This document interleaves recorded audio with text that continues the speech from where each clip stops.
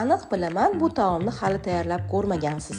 Birgalikda tayyorlaymiz. Qozonimizga ozgina yog' solib, piyoz, pomidor, tomat, kartoshka solib, yaxshilab qovurib olamiz. Qovurilgan qaylamiz ustiga ko'katlar va suv solib, 10 daqiqaga dimlab qo'yamiz. Shu orada qiyma tayyorlaymiz. Qiymamizga piyoz, ziravorlar solib, yaxshilab aralashtirib olamiz. Oshirma xamirimizni olamiz va yupqa qilib yoyamiz. Oshirma xamir retsepti lentamda bor. Bemalol ko'rib qilishingiz mumkin. Juda ham ishonchli retsept. Oshirma xamirimizni yupqa qilib yoyib, qiymamizni ham bir tekisda yoyib olamiz va xuddi videoda ko'rsatilgandek qilib rulet qilib o'rab olamiz. Ruletlarimizni 2 sm qalinligida kesib olib, tayyorlab olgan qaylamiz ustiga bir tekisda terib, yarim soatga dimlab qo'yamiz. Juda ham mazali bo'ladi.